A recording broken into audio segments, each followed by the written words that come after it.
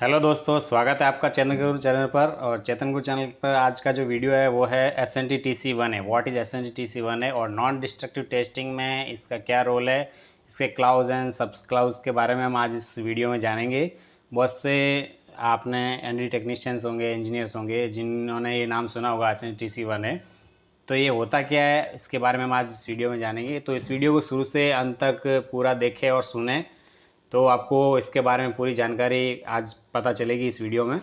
तो चलिए स्टार्ट करते हैं। तो SNTC1 है, इसका फुल फॉर्म क्या है? Society for non destructive testing technical committee number 1A first issue. तो ये इसका फुल फॉर्म है। और ये इसका 1A जो है ये फर्स्ट इशू किया, मतलब जब ये इशू किया गया था नॉन डिस्ट्रक्टिव टेस्टिंग द्वारा, तो ASNT द्वारा, तब इसका ये फर्स्ट एडिशन है, तो इसलिए इसका 1A ये दिया गया है। तो इसमें क्या है, नॉन टेस्टिंग को आपको किस तरह से क्या करना है, रिटर्न प्रैक्टिस क्या करनी है, डेफिनेशन क्या है, वो सब कुछ आपको SNTTC में जानने को मिलेगा। तो इसमें ये जो एक नॉन टेस्टिंग में रिकमेंडेड प्रैक्टिस है और इसका ये नंबर है SNTTC1 ने दिया गया है। इसके द्वारा इसके अंदर क्या होता है कि पर्सनल क्वालिफिकेशन एंड सर्टिफिकेशन होता है। नॉन टेस्टिंग जो ये मेथड होता है, इसमें बहुत सारे अलग अलग मेथड्स होते हैं, जैसे PT, MT, UT, RT, ये सारे बहुत सारे मेथड्स होते हैं। तो इसमें जो पर्सनल क्वालिफिकेशन होता है, जो एनडीटी टेक्नीशियन होता है, तो उसका पर्सनल क्वालिफिकेशन होता है, उसका सर्टिफिकेशन, उसको सर्टिफिकेट मिलता है एनडीटी लेवल 1, लेवल 2, लेवल 3। तो ये SNTTC1A के जो प्रोसीजर है उसको फॉलो करते हुए ये SNTTC1A यूज किया जाता है। तो इसके बारे में हम डीपली जानेंगे कि ये होता क्या है। तो SNTTC1A, इसके अंदर बहुत सारे क्लाउज होते हैं। इसमें क्लाउज 1, क्लाउज 2, क्लाउज 3 और उसके अंदर सब क्लाउज होते हैं। तो इसमें मोस्ट ऑफ बहुत सारे क्लाउज होते हैं, लेकिन इसमें आज जो ये वीडियो है वो मैंने रिटर्न प्रैक्टिस के ऊपर बनाया है, क्योंकि ये बहुत ही इम्पोर्टेंट टॉपिक है क्लाउज 5 जो रिटर्न प्रैक्टिस का। तो इसलिए मैंने इसको कवर किया है। और भी मैं ट्राई करूँगा कि इसके क्लाउज इसमें मेरे आगे अपकमिंग वीडियोज़ में मैं कवर करूँगा। तो आप उसमें वीडियो को चैनल को सब्सक्राइब करके आप मेरे अपकमिंग वीडियोस देख सकते हैं, या फिर मेरे नीचे डिस्क्रिप्शन में मेरा वेबसाइट लिंक है, वहाँ से आप उस वेबसाइट को सब्सक्राइब करके फॉलो करके वहाँ पे भी आप मेरे आर्टिकल्स पढ़ सकते हैं आने वाले टाइम पे। तो इसमें क्लाउज 5 जो होता है वो है रिटर्न प्रैक्टिस के लिए। तो रिटर्न प्रैक्टिस मीन्स कोई भी कंपनी होती है उसको, इस SNTTC1 में बोला गया है कि रिटर्न प्रैक्टिस मीन्स ये रिटर्न में आपको प्रैक्टिस रखनी है कि ऐसे अगर आप नॉन टेस्टिंग के मेथड्स फॉलो कर रहे हैं तो आपको ये SNTTC1 के द्वारा बनाए गए सारे रूल्स और इसके क्लाउज जो सब क्लाउज है उसको फॉलो करने पड़ेंगे, क्लाउज और सब क्लाउज को। तो इसमें जो 5 है, इसमें क्लाउज है, उसमें हम पहले 5.1 में क्या दिया गया है कि the employer means company, employ means company, और एम्प्लॉय मीन्स जो काम करता है व्यक्ति, वो होता है, उसको एम्प्लॉय बोला जाता है। और एम्प्लॉयर मीन्स कंपनी, कोई भी कंपनी हो। तो shall establish a written practice for the control and administration for non NDT personnel training examination and studies. Means इसमें क्या क्या गया है कि अगर आप नॉन टेस्टिंग जो फॉलो कर रहे हैं मेथड्स, तो कंपनी जो भी होगी वो रिटर्न प्रैक्टिस को फॉलो करेगी, जिसमें NDT को कंट्रोल करना, उसका एडमिनिस्ट्रेशन किस तरह से ऑपरेट करना है, उसकी जो भी एम्प्लॉय होगा आपका उसको पर्सनल ट्रेनिंग देनी है, उसका एग्जामिनेशन करना है और उसको सर्टिफिकेशन जारी करना, मीन्स उसको सर्टिफाइड करना है कि ये जो एम्प्लॉय है आपका वो इस मेथड में परफेक्ट है। जैसे मीन्स पेनिट्रेंट टेस्टिंग हुआ, मैग्नेटिक पार्टिकल टेस्टिंग हुआ, तो इसमें लेवल 1, लेवल 2 जिसका भी होगा वो टेक्नीशियन होगा, उसको कंपनी एक पर्सनल ट्रेनिंग देगी। अब बहुत सारे लोग इसमें कंफ्यूज होते हैं कि मैं किसी इंस्टीट्यूट से वो लेवल 2 का कोर्स कर लेते हैं, सर्टिफिकेट ले लेते हैं, तो NDT लेवल 2 हो गए। इसमें NDT लेवल 2 आप हो गए, लेकिन आप जब किसी कंपनी में प्रैक्टिकल जब आप काम करने जाएंगे, तो वो कंपनी वहाँ पे जो लेवल 3 होता है, या जो भी कंपनी अपनी तरफ से कोई भी बाहर से लेवल 3 या कोई NDT ऐसे इंस्टीट्यूट वगैरह को हायर करके आपको एक पर्सनल ट्रेनिंग देगी। उसमें NDT जिस फील्ड से आप है, NDT टेक्नीशियन है, और फिर उसके बाद कंपनी आपको सर्टिफाइड करेगी और आपका एग्ज़ाम लेगी। आप अगर उस कंपनी के एग्ज़ाम में पास होंगे तभी आप लेवल 2 कहलाओगे उस कंपनी में, वरना आप बाहर से सर्टिफिकेट लेके आओगे तो इस जरूर आप लेवल 2 बन जाओगे, लेकिन कंपनी में आपको उसके लिए अलग से वापस एग्ज़ाम देना होगा और कंपनी आपको सर्टिफाइड करेगी कि हाँ, और आपको ट्रेनिंग भी देगी वहाँ पे जब आप किसी कंपनी में एम्प्लॉय बनेंगे। तो ये रिटर्न प्रैक्टिस में कहा गया है कि इसमें क्लाउज 5.1 को वन को फॉलो करना है। जिसमें कोई भी कंपनी होगी वो ये रिटर्न प्रैक्टिस उसको अपनाना ही होगा कि जिसके अंदर कोई भी आपका एम्प्लॉय है तो उसको आप पर्सनल ट्रेनिंग दोगे, एग्ज़ाम लोगे और उसके बाद उसको सर्टिफाइड करोगे, उसको सर्टिफिकेशन करोगे। तो इस तरह से क्लाउज 5.1 में दिया गया है। तो आपको ये याद रखना है कि इसमें 5.1 में मीन्स कंपनी जो भी होती है वहाँ पे उसको सर्टिफिकेशन करती है, एग्ज़ाम लेती है और ट्रेनिंग देती है, ठीक है ना। आप इस चैनल पर नए हैं तो इस चैनल को सब्सक्राइब करके मेरे अपकमिंग वीडियोस देख सकते हैं, क्यूसी रिलेटेड, इंजीनियरिंग रिलेटेड, सारे एनडीटी रिलेटेड। तो इसमें फिर क्लाउज जो सब क्लाउज है उसका 5.2, इसमें क्या कहा गया है कि द एम्प्लॉयर मीन्स जो कंपनी होती है, written practice should describe the responsibility means जो कंपनी होती है उसमें जो टेक्नीशियंस होते हैं, एनडीटी टेक्नीशियंस होते हैं, तो उसकी रेस्पॉन्सिबिलिटी जो लेवल होता है, इसमें लेवल 1 जैसे एनडीपीटी पेनिट्रेंट टेस्टिंग हुआ, इसमें लेवल 1 होता है, लेवल 2 होता है, तो उसकी एक रेस्पॉन्सिबिलिटी होती है।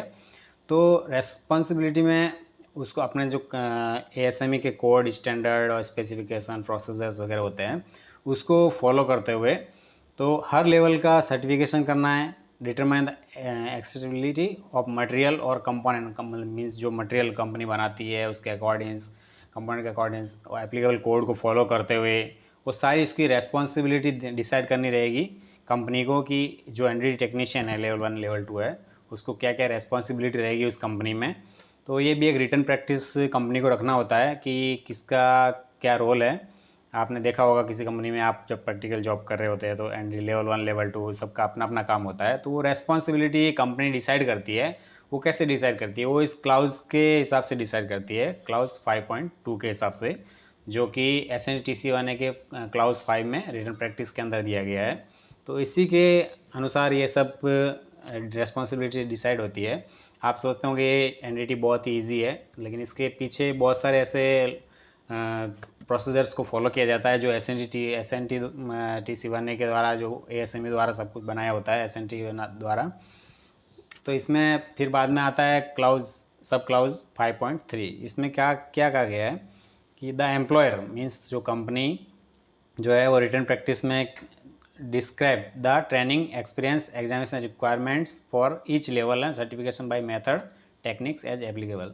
मीन्स इसमें क्या किया गया है कि उसमें कंपनी को ये डिस्क्राइब करना होगा कि इसमें उन्होंने ट्रेनिंग दी है, एम्प्लॉय जो भी एम्प्लॉय होगा उसको एनडीटी जो इसमें लेवल 1 लेवल 2 जो भी है उसको ट्रेनिंग दी गई है, उसका एक्सपीरियंस मीन्स कंपनी में अगर काम किया हुआ पहले किसी कंपनी में या फिर उस कंपनी में ही काम कर रहा है तो उसका एक्सपीरियंस, उसका एग्ज़ाम रिक्वायरमेंट्स जो भी लेवल, उसका सर्टिफिकेट लेवल 1 है या लेवल 2 है, वो सब किस टेक्निक में वो लेवल 1 लेवल 2 है, वो सब कुछ आपको एक रिटर्न में कंपनी में पूरा एक रखना है हिसाब कि कौन एम्प्लॉई लेवल 2 है, लेवल 1 है, ये सब उसका ट्रेनिंग कौन कौन सी दी गई है, उसको एक्सपीरियंस किया है उसका, और इस हर उसका सर्टिफिकेट मतलब उसको कौन कौन सा जारी वो उसको और का है कि उसको किस में कौन से मेथड में उसको सर्टिफाइड किया गया है। तो ये सब कुछ रिकॉर्ड 5.3 के अंदर रखा जाता है। जो SNTC वन है का जो क्लास ऑफ क्लाउज है 5.3 उसमें कंपनी ये सब उसका रिकॉर्ड्स रखती है।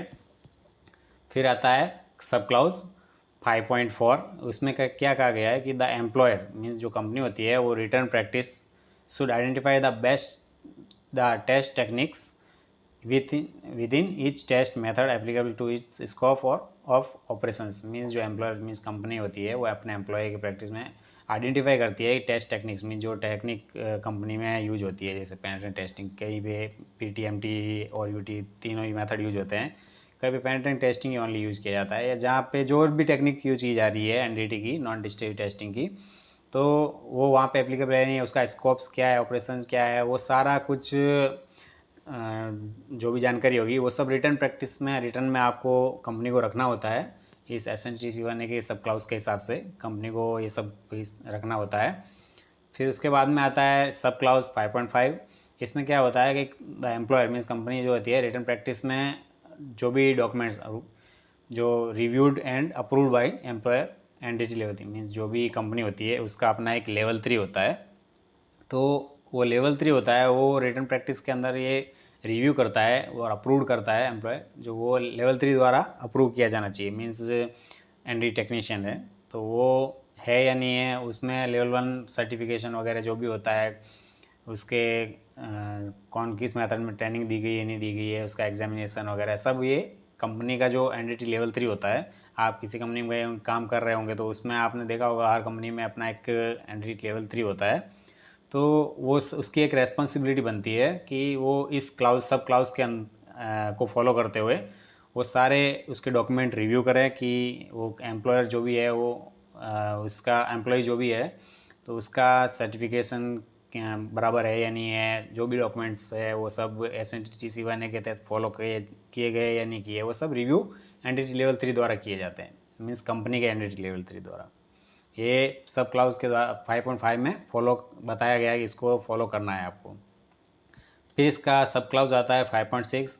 इसमें क्या होता है, द एम्प्लॉयर मीन्स जो कंपनी होती है written practice shall be maintain on file, means जो भी रिटर्न फाइल जिसमें आप ट्रेनिंग से लेके एग्जामिनेशन सर्टिफिकेशन एम्प्लॉय कौन कौन सा एम्प्लॉय लेवल 1 लेवल 2 में सर्टिफाइड है, उसका किसका एग्ज़ाम कैसे हुआ है या नहीं हुआ है, तो ये सारी जानकारी आपको एक फाइल में मेंटेन एक फ़ाइल बनानी रहती है। उसमें विज़न टेस्ट होता है, बहुत सारे जो भी एनडीटी के जो भी एक क्लाउज और सब क्लाउज है उसको फॉलो करते हुए एक फ़ाइल बनानी है कंपनी को, और वो सब कुछ रिकॉर्ड इसके तहत रखा जाता है। तो ये SNTT-C1 है जो है वो इसमें ये क्लाउज 5.0 है रिटर्न प्रैक्टिस, जो हर कंपनी को फॉलो करना होता है। जो भी नॉन डिस्ट्रिक्ट टेस्टिंग जिस कंपनी में ये मेथड्स और टेक्निक्स यूज की जाती है उनको ये रिटर्न प्रैक्टिस फॉलो किए करने पड़ते हैं।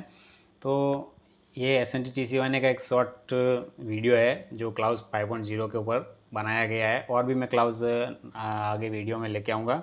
चैनल को सब्सक्राइब करके आप मेरे अपकमिंग वीडियोस देख सकते हैं। Thank you for watching this video, subscribe like and share, thank you.